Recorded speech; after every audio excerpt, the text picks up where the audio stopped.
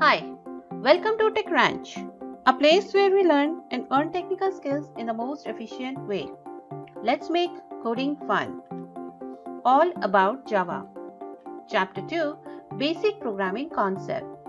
In this session, we are going to learn all about the basic data types, the variables, access specifiers, basic operators, control statements, demonstration with live coding, and homework for practice project. So let's take a look of basic Java program structure. As we all know, the Java is object-oriented program concept-based programming language. That means it contains classes and objects. Now, what is object and classes? Object have states and behavior, and classes that can be defined as a template or blueprint that describes the behavior state that the object of its type support. Now, within this classes and object, we have definitions of methods. A method that is basically a behavior. The class contains some actions and implementations and logics that are written, where the data is manipulated and all the actions are executed. Now, let's take it in a simple way. We have a class. All the red words are nothing but the keywords, and this is the class name and this is the modifier. We'll take it one by one in detail later.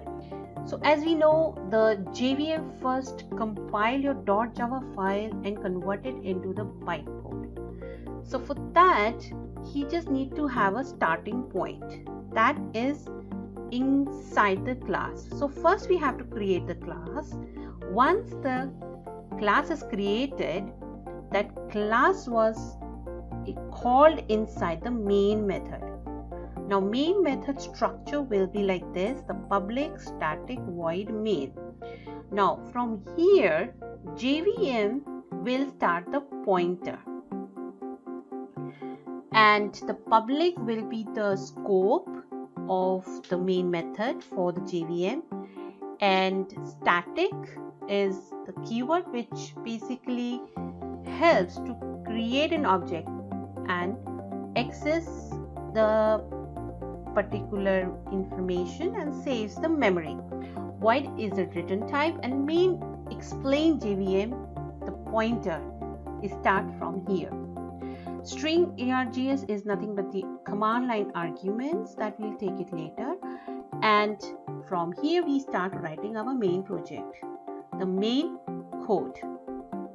And inside the main method we call the class and create an object of it, and with the help of that object you can call and add your further implementation. Just do the method call. So this is the structure of your Java program, and now from here JVM will convert this Java file into the class file that is in a bytecode, and further it will be interpreted and to the end machines. Let's take a look of all these things in detail. Starts with the data types. So here we have seen integer int a equals to 10. So now this is what the data type, int is called data type, and a is your variable. So in Java there are two types of data types, primitive and non-primitive. Let's take a look of the primitive basic data types, which is of 8 type. These 8 type of primitive data types defined in Java, and these are their defaults, values, and these are the size, and they have their respective use. So for example, you have anything to compare with true or false, we use the Boolean type of data type. Character for containing a character of this size, and byte for 1 byte. This is how we can initialize it.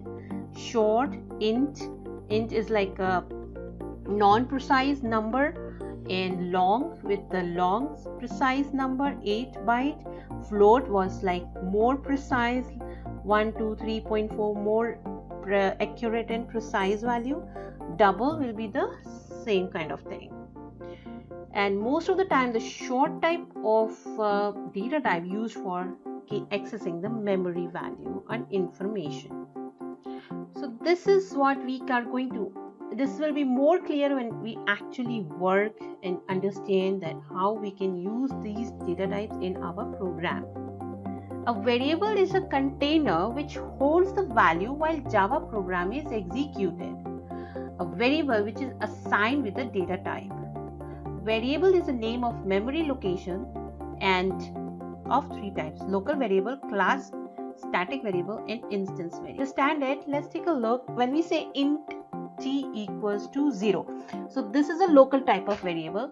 That variable declared inside the body of a method is called local, and which is the scope is limited to that particular method where it is defined.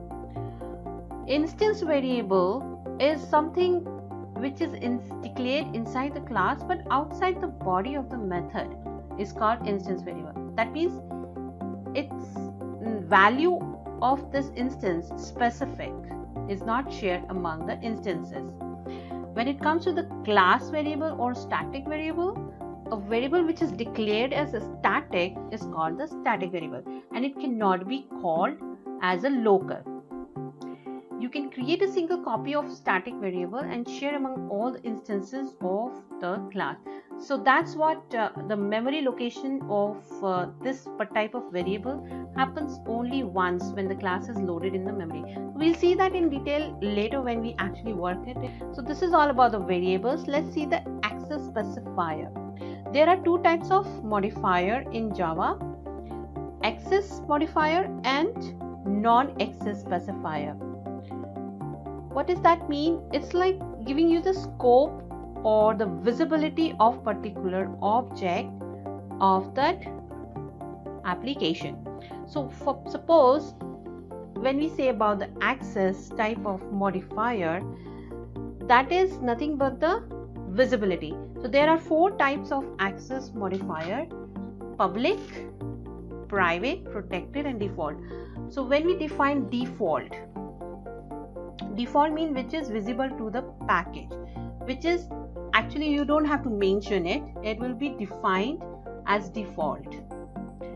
Or if you don't mention any specifier to particular class, it will be considered as a default and which will be visible to entire package. When it say public means this is visible to the world of complete application and complete libraries. So the scope of that particular object, class, method, variable will be visible to the complete application. Now next we say private. This means the scope of that particular object, class, method, variable will be only to that particular class where it is defined. Protected, visible to the package and all subclasses. So it is little bit restricted to accessible. Now when it comes to the non-access type of modifier, there are static, which modifier for creating class, methods and variables. Final modifier for finalizing the implementation of classes, methods and variables. Abstract modifier for creating abstract classes and methods. And synchronize is another type of modifier which will be used when we work actually in a threading. So for now, just understand these four basic access specifier: default, private, public and protected. We all learned this when we actually see the demonstration. Here are some basic operators available in Java. We have arithmetic, all the simple calculations: a plus b, a minus b, a multiplication, b, division, modulus, increment, decrement. We have relational, where we compare two variables which will be any type of data type but has to be same. So how it works, it simply compare bitwise, compare bit by bit. So that's the difference. Logical will actually compare in a logical form, so it will return you in a boolean forms. So assignment, this actually means like c equals to a plus b. So when it says c plus equals a, that is equal to c equals to c plus a. So we'll see when we actually work in, but for now just to understand, it is C plus equals. If you see, this is called assignment operator. When we use those two variables and get the complete equation, it's called the assignment. So this is what assignment, and we have a conditional operator. Basically how it works, it has a the complete condition was mentioned in 1 with the help of this operator called question mark. So this expression completely executes your conditions. So we'll see all these things when we actually demonstrate you the complete project or we work on it in detail. We have control statements, if condition, for loop, while loop, and switch. Now what is these things? When we have any kind of iteration required in your implementation or any kind of control in your pointer of your execution, those places we use control statements. For example, if you have any condition for if condition, so there we'll use if, and this will be the syntax. There will be two types, on many more way you can present it, if and simply the condition and the execution, the body of the condition and the body of the implementation you need when the condition is true. And we have if else condition, a nested if condition, where the pointer will go compare the condition and execute it if it is true, or else it will go to the else. So there are many difference in these conditions and control statements. They have their specific use when we use particular type of control statement. We have for loop, which is simple, where we just initialization.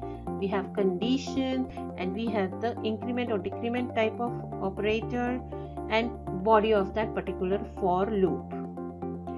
So how it works, first it will initialize that variable, then check the condition. If it is true, then it will provide you the increment or decrement, and then execute the body of that loop and repeat that iteration unless the condition is false. Similarly, we have while loop, while condition code to be executed, and the difference from the while and the do while, it's very interesting to see what will happen. While case, we have only the condition, and within the condition you can put your increment and decrement. Where the condition is true, it will execute. If condition is not true, it will not go inside the loop. Whereas in case of do while, what will happen? It will first execute and check the condition later. So we are expecting whenever we use the do while loop, it will automatically first go inside the body of the do while loop and check the condition later. So every time it will first execute. So next we have decision making kind of loop called switch expression, where we put the cases and execute it accordingly. We'll see all these things in detail when actually we work and implement the code. But for now, you can understand the comparison of for loop, while loop, and do while loop. For loop is the loop which is a control flow statement that iterates a part of the programs multiple times. And when to use? If the number of iteration is fixed, it is recommended to use for loop. In case of while loop, that execute a part of the programs repeatedly on the basis of given Boolean condition. So if the number of iteration is not fixed, it is recommended to use while loop. While in case of do while loop, the do while loop is a kind of a control statement that execute a part of program at least once, and the further execution depends on the given Boolean condition. So that's what I was saying. The do while loop actually first execute the program and later it will check the condition. If the number of iteration is not fixed and you must have to execute the loop at least once, it is recommended to use do while loop. Now let's take a look at the demonstration. In this session, we are going to show you the live coding demonstration. Now we are going to have an example of simple calculator. What we are going to do here, the design will be, you are going to have a class name or an application of simple calculator, and in this calculator we are going to declare input 1 and input 2 and output type of variable declaration, and we have method definition and implementation with these operators to perform and get the output, calling the object of this class inside the main method and execute it with the help of switch control statement, and the do while loop will be using to repeat the iteration in the switch control statement. So let's take a look and see the demonstration. I am going to use today NetBeans IDE. So here is my NetBeans IDE 8.2 version, and we are going to write a code of simple calculator, and it's gonna be your Java console. So this is my NetBeans IDE, and here we are going to make a project of simple calculator. Go to the right click and go to the new project, and choosing the option, I'm using the Java application. So next, project name will be your simple calculator, and create a main class, and this will be your class name. Finish. So you can see here we have our simple calculator. Now let's start coding. They have already created our package, so we don't have to make any package, and our class, and we have our main method itself. So all we have to start making our project. So before that, first thing first, let's take a look at the design of our application. It says add addition, subtraction, multiplication and division method, and they have two inputs. They need to have it. So public is my access specifier, void, and add method, and this is how I'm gonna make it for subtract.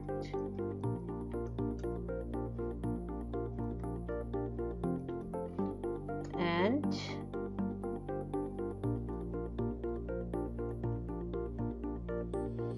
multiplication,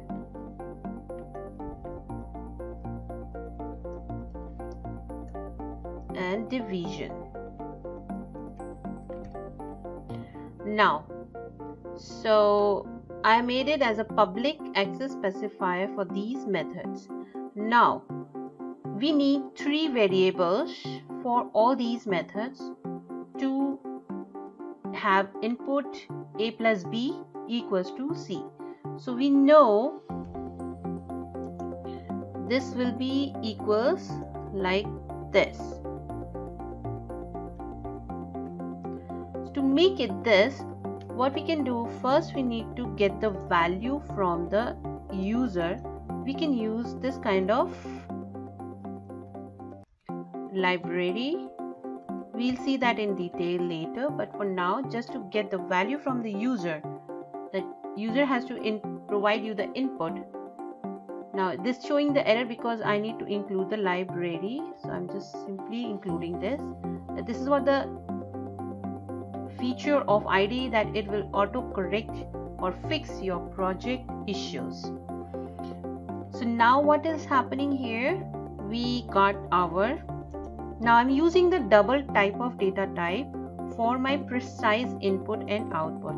So input 1 equals, I'm calling the scanner object, and here it's showing me the autocorrect library values. I made it the next double because this is a double type. So this is my first object. Now I'll get another object, input 1, input 2, and I need one more because I need to have the output where I'm going to calculate my input plus output.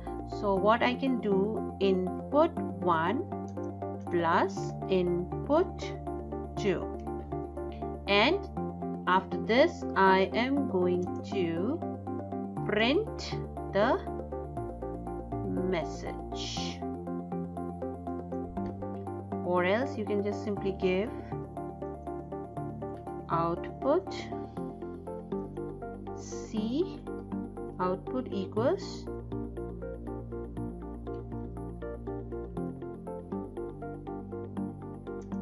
C equals A or A plus B. So output of A plus C equals to A plus B is whatever the input you give. Based on that, it will give you the values. So this is my add method. Just like this, I'm going to make it for subtraction, multiplication and division. All I need to make changes in the operator.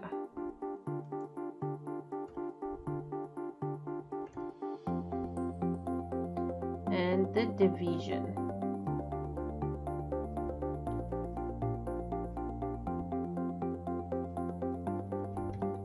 So I have created a class with 4 methods and defined the variables and perform the application.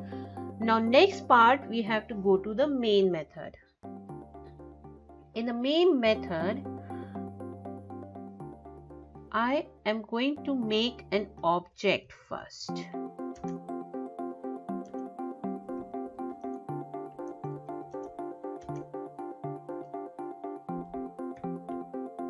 And now from here, what we can do, we have to make a choice of the calculator.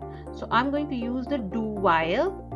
Within the DoWhile, since we want to have one iteration at least, so that's the place where we use DoWhile loop. So here, system.out.println, I'm going to print the menu. Welcome to simple calculator kind of thing, and printing the options. /n give you the next line, and we can ask for options from the user. Enter operation, choice of operation, or operator, choice, enter operator, whatever. So you can give them 1 or 2 or 3 or 4 or 5, whatever. Cases, we are going to have a cases and calling these methods on those cases in the switch statement. So once this is displayed, next thing we need to get the value from choice from the user. So what I can do this, I can have a input from the user of this choice with the help of the scanner, since I'm using the util library from Java, and in choice equals input, and I need to change it. So I need to get, and the input basically is not specific to any data type, so we need to make the inputs type of variable, the scanner type of variable, into a particular data type. So what I'm trying to do here, I'm just parsing the scanner object into a variable. So you can see here, I take the value from the user and it is in an input form. Now what I need to do, I need to make it in an integer type. So next, int type. So now in choice has a specific integer type, data type. Now we can call the switch and make it a choice variable, and now this choice variable will be the value contained given by the user. Now case 1, we are going to simple call, and add method. Now this is for the switch. Then we have to give the condition, and within this, then case 1 we call the method. And now after this, what we need to do, if the case is done, then we need to break that particular loop and come out of the switch. So this is how the definition of the switch and syntax goes. Simple dot subtract method. Now break, come out of the loop, come out of the switch statement. Now for the 3 case, we need to do the multiplication, and once the multiplication is done, then come out of the break. Now case 4, simple division and break. Now in case if user enters something else out of these options, we need to have something called error method or error message to display. So what will happen in case if you have pressed 5? So we can exit from here. So we can do one thing, we can simply print the message and come out of that loop. It's called goodbye message. And after this, system to come out of the switch in such cases is called system.exit code 0. So this will make you out of that switch and the iteration, and default will be like in case if user entered something else which is not mentioned anything to the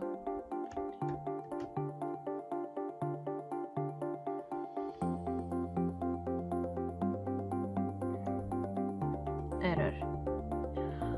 So this is your and return 0. Now next step is we need to, this is your switch, as you can see, and this is your DoWhile. We need to give the choice, since we want once it has to execute the iteration once, so we need to give the true condition. You can add anything else if you have any other condition to work and execute it accordingly. So this is the while loop is closed. Next we need to close the main method, and next we need to close the, so you can see now there is no error and the code is ready to execute. Let's take a look. So you can see, welcome to simple calculator, enter operation. Since if I did 1, it will ask me for the entering the next value. Addition, C equals to A plus B equals to 2. Now if you want to continue, you can continue that.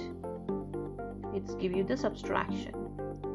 3, 4 multiplied by 2 equals to 8, and 6 divided by 2 equals 3, and for 5 says goodbye.